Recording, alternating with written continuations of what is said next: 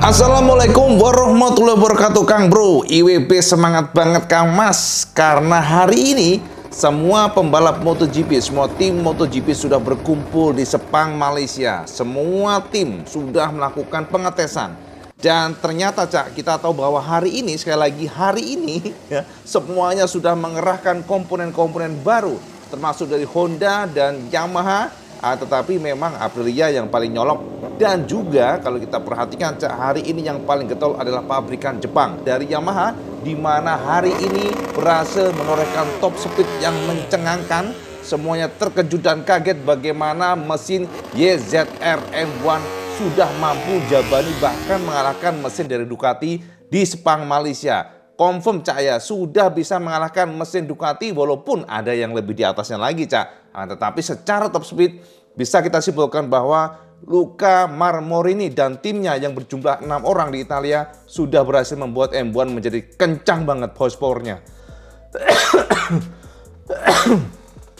Oke Kang Mas, jadi kita akan mencoba untuk mereview buat sampean semuanya bagaimana jalannya tes hari ini. Ducati still king of the king di Sepang, Malaysia, walaupun lap time-nya sangat mepet-mepet Cak ya. Dan kemudian yang keempat adalah Maverick Vinales. Sampean pasti sangat penasaran, kok bisa Vinales kencang Cak IWB? Tenang Kang Mas, kita akan mengutip apa yang dikatakan Vinales, karena secara umum dia mengatakan bahwa mesin RSGP 2023 sangat berbeda. Dia merasakan feel pada saat masuk tikungan dan juga keluar tikungan lebih stabil, dan motor ini lebih nurut dan juga lincah. Konfirmasi dari Maverick Vinales pada saat dia berpindah posisi Cak ya, jadi pada saat belok ke kanan kemudian langsung belok ke kiri, ini motor sangat nurut. Aprilia memberikan konfirmasi bahwa mereka masih sedang membandingkan antara mesin 2022 dengan 2023. Jadi mereka ingin memastikan dulu nih sebelum benar-benar terjun ke yang versi 23, kira-kira apa sih yang harus dipertahankan dan mana yang harus dirubah ataupun direvisi. Ini sudah dipastikan oleh tim dari Aprilia dan kita akan coba bedah lah intinya. Langsung aja kita intip detailnya, gambar per gambar kita komparasi supaya sama tercerahkan berikut ini Cak. Kita mulai dari pedok Honda HRC yang luar biasa sibuk hari ini. Dari pagi mereka sudah melakukan pengetesan hampir semua komponen dites oleh mereka, dari sasis, swing arm dan juga elektronik, termasuk juga aerodinamika. Dan sampai saya perhatikan di sini banyaknya teknisi dari HRC Honda yang mendengarkan pembalap, mulai dari Marc Marquez ataupun Joan Mir. Dan kita lihat di sini adalah pedok dari Marc Marquez. Sebenarnya saya perhatikan betapa sibuknya Marc, karena hari ini ternyata HRC membawa 4 motor RC. Sambil bayangin aja Cak, 4 RC dites oleh Marc Marquez. Dari sini dulu Cak ya, ada nomor 1, 2, 3, dan 4. Jadi ada 4 motor yang kita perhatikan di sini. Nah, secara umum untuk yang motor pertama ini adalah motor yang dilabur penuh dengan Repsol ya. Saya perhatikan di sini Cak. Sementara yang kedua juga berbeda dari sisi aero. Kita lihat ya, kita zoom. Nah, di sini kalau kita perhatikan ini adalah motor yang 2022. Bagaimana bentuk rem R-nya yang sangat identik. Sementara motor kedua ini adalah motor yang sudah dimodif ulang bagian aerodinamikanya. Kita lihat di sini bagaimana shape dari rem R-nya berbeda dibandingkan dengan motor pertama. Dan kalau kita perhatikan untuk area wingletnya mirip dengan yang generasi 2022 untuk yang ini ya. Akan tetapi kalau sampai ngelirik di bagian sampingnya motor yang ketiga, maka sampai akan menemukan perbedaan luar biasa. Informasi buat sampean, untuk motor kedua ini downwash duct-nya sangat mirip dengan yang generasi 2022, akan tetapi berbeda di bagian fairing depannya atau bagian moncong fairingnya Cak. Sementara motor yang ketiga ini totally berbeda dari sisi wingletnya atau bagian sayapnya berbeda. Sayapnya mungkin lebih mirip dengan motor versi 2021. Sementara bagian bawahnya ada perombakan atau ada modifikasi dari sisi downwash duct-nya. Bagaimana Honda mencoba untuk meracik sebuah tonjolan yang sangat mencolok. Jadi hari ini Honda mencoba ngetes beberapa aerodinamika, termasuk juga swing armnya, Cak. Kita akan intip nanti detailnya. Swing armnya ini berbeda dibandingkan dengan swing arm Kalex. Kita akan intip nanti, dan ini adalah motor yang keempat. Motor ini memang tidak terlalu terlihat apa yang berubah karena memang cukup jauh fotonya. Nah, ini foto yang jelasnya, Cak. Bagaimana Saman bisa intip di sini, Cak? Nah, ini adalah konfirmasi bagaimana Honda sedang sangat sibuk, dan teman-teman kalau lihat di sini ada para teknisi dari Öhlins, kemudian juga dari HRC in-house-nya yang mendengarkan setiap jengkal informasi dari Marc Marquez karena mereka ingin semacam direction yang benar untuk tahun ini ya. Jadi untuk musim ini target mereka adalah juara dunia, dan sama saya perhatikan di sini ada Ken Kawauchi, Cak. Ken Kawauchi yang sangat sibuk ya. Kita lihat tahu dia mantau bagaimana pengetesan hari ini di Sepang. Dan untuk motor ini, Cak, lihat saya perhatikan di rem R-nya yang berubah berbeda. Dan untuk sayapnya mungkin mirip ya, bagian sayapnya, akan tetapi kalau diperhatikan betul sebenarnya shape-nya itu sedikit berbeda. Lihat ya, bagian rem R-nya bagaimana ini lebih lancip, sementara ini lebih membulat, dan juga ini lebih membulat tapi beda di bagian winglet-nya, termasuk juga downwash duct nih. Saya perhatikan maksud IWB, ini adalah bentuk downwash duct yang sangat mirip dengan Aprilia, sementara yang ini lebih tradisionalnya Honda. Kemarin kan kita lihat ada semacam gerakan atau gebrakan mereka untuk meracik special diffuser ya. Nah, ini sangat mirip dengan yang biasanya, tetapi kalau kita lihat di bagiannya sini berbeda. Tidak, Cak, maksud IWB. Ini adalah motor yang kedua. Sekali lagi yang kita tunjukkan, yang IWB tunjukkan tadi ke sampean adalah motor yang kedua. Ini dia yang kedua, dan jika kita perhatikan, sampean akan lihat bagian rem R-nya membulat ya, lebih membulat, sementara di bagian visornya ini atau tebengnya atau fairingnya, bagian visornya juga sedikit lebih sempit kalau kita perhatikan, tapi nonjol ke atas. Lalu di bagian area sini juga lebih sempit lagi.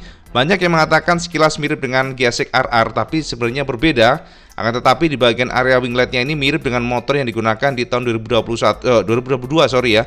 Sementara di bagian sini berbeda ya untuk gap dari radiatornya dan bagian diffuser. Jadi ini motor kedua, dan juga perombakan di bagian sedikit area sini, akan tetapi Honda juga tetap menggunakan model, nah kita lihat Stegosaurus ya, belakangnya selalu ada sayapnya belakang seperti ini. Nah, ini adalah motor kedua yang dites oleh Marc Marquez. Nah, ini, Cak, motor yang ketiga, kita sebutnya demikian. Dimana motor ketiga ini beda bagian wingletnya sini. Kita akan coba bandingkan head to head ya. Yes, ini, Cak, sampai bisa intip di area sini. Nah, ya kan, IWB sudah berikan konfirmasi ke sampean bagaimana perbedaan di area bagian sini, Cak. Sayapnya ini, Cak, wingletnya, Cak. Nah, winglet yang ini adalah winglet yang mirip dengan yang versi 2022, sementara yang ini lebih tradisional mirip dengan 2021, termasuk juga di area sini, Cak. Downwash duct-nya berbeda, sementara yang bagian bawahnya ini downwash duct-nya lebih mirip dengan Aprilia. Sepertinya Honda bekerja keras supaya mendapatkan traksi downforce yang lebih baik dibandingkan dengan generasi yang sebelumnya. Ya kan, kelihatan banget perbedaan di bagian area aerodinamika, dan juga bagian sini, Cak. Bagian Kalex-nya lagi, swing arm-nya maksudnya. Swing arm ini mungkin sekilas sama ya kalau saya memperhatikan, tapi sebenarnya berbeda. Ini berbeda total, sama-sama menggunakan aluminium, tapi berbeda dari sisi desain. Banyak yang mengatakan bahwa ini adalah in-house Honda, bisa juga ini adalah Kalex yang terbaru. Tetapi yang pasti secara looks visual, saya mereka menemukan bahwa Marc Marquez ngetes motor yang ternyata secara looks-nya, secara aerodinamika, termasuk swing arm komponen, termasuk juga sasisnya, dikatakan berbeda antara satu motor dengan lainnya. Nah, ini dia untuk angle yang berbeda, yang lebih jelas. Pada sisi angle ini, sampai akan menemukan yang lebih terang ya, maksudnya lebih jelas bagaimana wingletnya yang berubah di sini. Kemudian juga dari sisi, lihat nih ya, jadi swing armnya berubah, Cak. Tidak seperti Kalex yang biasanya dipakai oleh Honda, tapi bagian area swing armnya berubah, lebih tebal. Kita perhatikan di sini, lebih gede dan lebih mekar dibandingkan dengan Kalex yang biasanya. Lalu yang paling menyolok tadi WP sudah tekankan di bagian sini. Jadi Honda bekerja di bagian area fairing bawah ini, sebuah tonjolan yang diperkirakan akan membantu Honda bisa mendapatkan downforce yang lebih pada saat masuk dan keluar tikungan, termasuk juga di middle of the corner. Jadi ini sangat mirip dengan desain dari Aprilia. Kita perhatikan demikian. Jadi rata-rata sekarang kita lihat bahwa ternyata pabrikan seperti kopi mengkopi ya, Cak. Ini kita juga Sangat disayangkan karena Honda adalah inovator sebenarnya. Biasanya ya banyak sekali para insinyur yang ngintip pedok HRC, tapi kali ini sepertinya teman-teman dari pabrikan Jepang tidak menjadi salah satu acuan bagi para insinyur. Karena malah sekarang ini kita lihat Honda ataupun Yamaha banyak mengkopi dari teman-teman Eropa. Jadi itu yang kita lihat, dan inilah fakta di mana saat ini kita lihat bahwa Honda pun sudah seperti motor-motor ala Aprilia dan juga Ducati, jadi tidak punya identitas yang kuat. Ini lihat sosoknya ya kan. Kita lihat saja bagaimana usaha Honda, dan next kita lihat gambar berikutnya. Nah, ini adalah gambar yang jelas, gambar yang high res, dan sama yang bisa intip detailnya seperti ini. Ini yang masuk di BB. Di area sini bekerja Honda ya, bagian rem airnya itu dibentuk shape-nya itu dirubah ya, konfirmasinya supaya mereka mendapatkan asupan udara yang lebih besar. Karena konfirmasinya untuk engine terbaru sudah lebih powerful, itu konfirmasinya. Dan kita lihat bagaimana shape dari bagian fairingnya yang lebih slim ya, kita perhatikan ada cowakan ke dalam, dan juga shape dari visornya juga lebih compact kalau kita perhatikan, tapi lebih menjulang. Sementara Honda juga bekerja di area sini ya, ada lubang-lubang begitu. Konfirmasinya dari beberapa analisa ini sepertinya untuk membantu pendinginan ECU-nya, Cak. Karena biasanya posisi ECU ditaruh di bagian tangki sini. Dan kalau kita lihat di bagian bawah sini sasisnya juga berubah. Konfirmasinya Honda jajal beberapa sasis, termasuk juga downwash duct yang sudah kita bahas. Ini dia, Cak, tonjolan keluar daripada fairing bawahnya. Karena ini adalah salah satu cara Honda untuk mendapatkan downforce yang lebih pada saat mereka masuk dan keluar tikungan. Termasuk juga area sini, Cak, berubah di bagian bawah sini. Ada gap yang cukup besar karena biasanya bagian area sini terbuka lebar untuk yang generasi lama. Dan kalau kita perhatikan di bagian, yes, ini dia, swing armnya berbeda.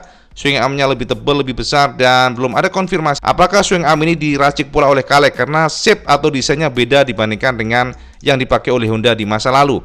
Ini adalah motor yang menjadi bahan perhatian kita semuanya, jadi pusat perhatian kita semuanya. Ini yang menjadi bahan perbincangan juga, Kang Mas. Jadi saya perhatikan di sini kesibukan Ken Kawauchi, mantan dari direktur technical dari Suzuki X-Star, dan ini bekerja sama dengan Kokubu-san, Shinichi Kokubu, yang mana ini adalah orang pertama kali meracik RC213V, akhirnya ditarik lagi oleh Honda untuk terjun di track. Ini kerjasama yang patut kita tunggu, Cak. Penasaran juga nih, Cak. Dan pastinya, Cak, nggak akan instan karena semuanya butuh proses. Artinya ya kita akan perhatikan seperti apa sepak terjang dari dua orang ini untuk membuat RC lebih baik dibandingkan dengan sebelumnya.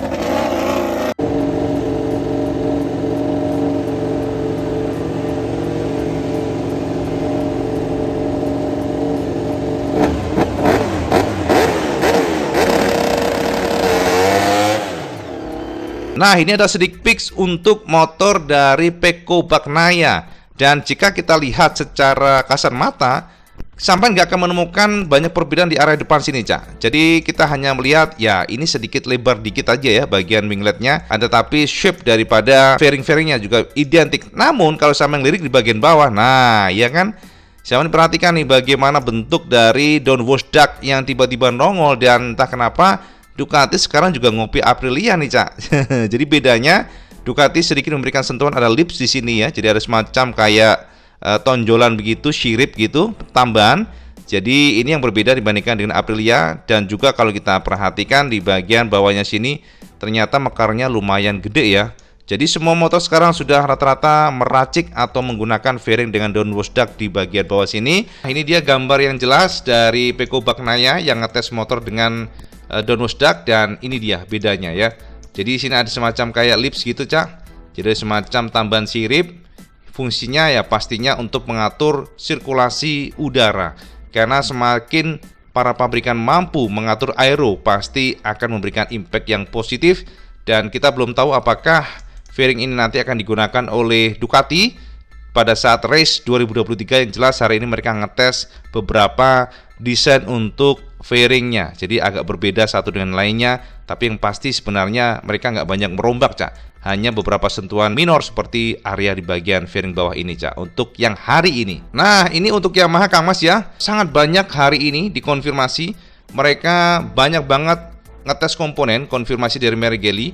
Jadi ada sasis yang baru, ada engine baru, kemudian juga ada elektronik yang lebih canggih, elektronik yang lebih advance, walaupun sama-sama Magneti Marelli. Sepertinya adalah salah satu cara synchronize antara reaktifnya power engine dan juga ECU. Kemudian juga Yamaha memastikan membawa beberapa aerodinamika, dan kalau kita lihat memang seperti ini, Cak, ya kan, jadi rem R-nya lebih gede karena Luca Marmor ini juga fokus dengan engine, akan tetapi mereka juga fokus pada aerodinamika.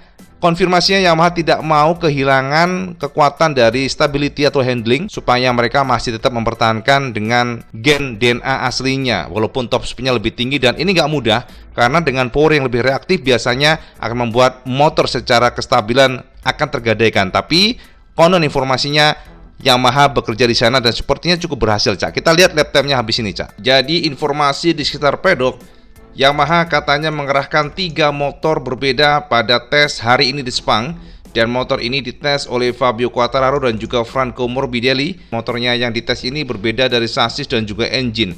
Namun IWB juga cukup bingung karena jika kita perhatikan sebenarnya tidak hanya 3 motor, karena ada juga 2 motor berbeda dari jepretan para media luar. Dan inilah motor yang dites oleh Yamaha pula hari ini. Nah, ini juga salah satu motor yang dites oleh pembalap Yamaha. Dan jika kita lihat fairing-fairingnya benar-benar sebuah evolusi ekstrim, di mana bentuk dari wingletnya cukup tajam dengan bentuk yang ya kita perhatikan beda dibandingkan dengan para tim lainnya. Kita lihat di bagian sini, Cak, bagaimana wingletnya yang pendek tidak sampai ke bawah ke sidepod, tapi dia modelnya seperti sayap, cukup tajam ya sayapnya dari bagian sini sampai ke bagian bawah sini. Sementara kalau kita lihat tetap sama, bagaimana kisi-kisi di bagian sini ada 4 lubang, yang mana memang lubang ini bertujuan untuk melepaskan panas sekitar ECU, jadi supaya sirkulasi udara masuk ke dalam, sehingga ECU tetap termaintain adem ya, jadi tetap termaintain suhunya. Dan informasi buat sampean, area sini adalah area yang biasanya dibuat menyimpan ECU, Cak ya, jadi di bawah tangki sini. Jadi memang beda ya untuk MotoGP ini. Yang paling serem, Cak, hari ini kita mergokin ternyata Yamaha sedang ngetes fairing yang ada diffusernya. Jadi kita lihat ini adalah fairing jepretan dari dekat, sampai akan menemukan bagaimana beberapa tempelan yang diracik oleh Yamaha dengan tujuan mendapatkan downforce sebesar-besarnya. Nih lihat kan, perhatikan di area sini berbeda, ada diffuser dan juga beberapa sentuhan yang membuat sosoknya memang cukup agresif, Cak. Sosoknya berbeda dibandingkan dengan beberapa pabrikan lain. Seperti bagian sini semuanya full karbon, serba karbon, dan karbon. Kita lihat dari dekat seperti ini. Jepretannya cukup mantap. Dan oh ya teman-teman, kalau sampean mungkin bertanya tentang kenapa sih ujung dari tuasnya ya, levernya itu kenapa dibolongin, ini bukannya tanpa tujuan, Cak. Jadi bolong ini untuk mencegah ban terangkat pada saat top speed. Hal kecil pun ternyata diperhatikan, akan mengurangi hambatan angin, itu intinya, Cak ya. Dan di area sini yang baru nih, Cak, ini area yang baru, dan juga kalau kita lihat banyak sekali coakan-coakan di area sini. Nah, ini adalah motor yang dites oleh Yamaha baru saja hari ini di Sepang. Mereka memang membandingkan mana yang terbaik. Nah, ini adalah foto terbaru dari Fabio Quartararo yang ngetes aerodinamika baru. Saya bisa lihat di sini aerodinamikanya berbeda, jadi lebih lancip. Dan ini adalah aerodinamika yang dites oleh Cal Crutchlow kemarin. Jadi shape-nya kelihatan bagaimana rem R-nya yang lebih menganga ya, bahasanya Kang Mas ya, menganga dan lebar. Dan kalau kita lihat di sini begitu agresif ya, lancip begitu. Dan jujur, Cak, dari sekian motor yang IWB lihat, sepertinya memang Yamaha ini depannya termasuk yang paling mekar ya, kalau kita perhatikan sepertinya ya. Tapi ya semuanya pasti ada kalkulasi, dan mungkin paling proper yang lihatnya nggak terlalu banyak coakan-coakan, nggak terlalu banyak sayap-sayapan, sehingga dilihat masih enak aja. Nah, sementara ini adalah Jack Miller. Jadi Jack Miller ngetes KTM, dan kalau kita perhatikan memang sekali lagi desain atau fairing yang digunakan adalah fairing yang dites oleh Dani Pedrosa kemarin. Jadi shape-nya seperti ini. Ya, jadi selama ini sejauh ini komen positif dilontarkan Jack Miller, walaupun dia mengatakan bahwa secara umum dia masih adaptasi dengan engine baru atau pabrikan baru, motor baru, dari posisi ridingnya, dari sensasi feelingnya, kan, tetapi secara umum dia memuji motor KTM RC16. Yang jadi pertanyaan, bagaimana dengan top speednya Kang Mas? Nah, ini Cak yang surprise ya. Artinya memang Yamaha sudah bekerja keras dan Yamaha berhasil setelah menggait Luca Marmorini, mantan technical dari Formula One Ferrari. Bisa kita pastikan pekerjaan Luca Marmorini berhasil. Kita perhatikan di sini bagaimana Yamaha mampu menorehkan top speed 334,3 km per jam. Ini nempel banget dengan Ducati, di mana Bastianini menjadi pembalap dengan top speed tertinggi 335,4 km per jam, kedua Bezzecchi 335,4 km per jam, kemudian Bagnaia dengan 334,3, dan ditempel oleh Fabio Quartararo yang sama secara top speednya termasuk Jorge Martin. Artinya kita lihat luar biasa Yamaha, ledakan horsepower-nya mengerikan Cak. Gila, udah setara dengan Ducati nih ya. Sekarang tidak ada alasan buat Yamaha mengatakan less power, tidak ada alasan. Lihat nih Cak, dari sini sudah terlihat sekali bagaimana tenaga dari M1 yang gendeng tenan. Kemudian Marc Marquez ternyata nongkrong di posisi ke-6 dengan 333,3, dan kalau kita lihat setara dengan Johann Zarco top speednya. Kemudian next Luca Marini ya, kemudian Maverick Viñales, Morbidelli dan Alex Espargaro, Alex Marquez setelahnya, kemudian Fernandez, Espargaro, Oliveira, Binder, Miller, Di Antonio dan Mir, Rins, Nakagami, Fernandez, Bredel. Ini konfirmasi top speed sehingga sampai tahu bagaimana bahwa ternyata Yamaha memang mengerikan Cak, top speednya gendeng tenan.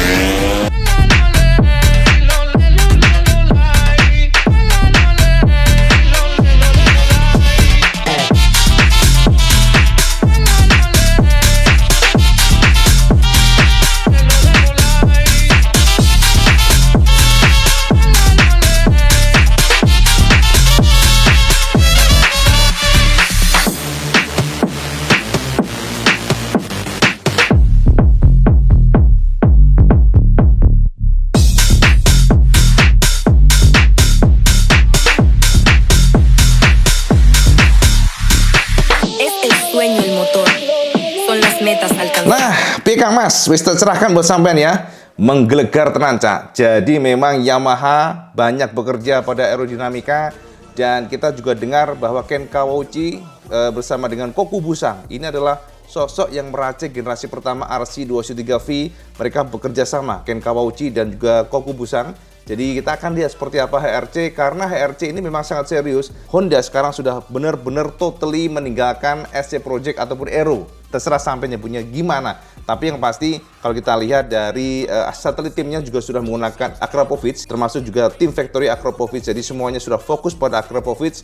Artinya pengembangan sepertinya akan selaras ke depan. Semuanya ini adalah tes pertama. Tes pertama ini memberikan konfirmasi atau memberikan gambaran kesampaian. Termasuk juga tim masih mencari konfirmasi hari ini. Jadi setelah data hari ini terkumpul Cak, mereka baru akan melangkah. Akan kemana mereka? Itu berdasarkan data semuanya hari ini. Untuk Yamaha dan sebagainya, kita jelas tadi sudah digambarkan bahwa top speednya gendeng tenan Cak. Akan tetapi Yamaha tidak mau mereka hanya fokus ke top speed, akan tetapi mereka juga bekerja pada sasis.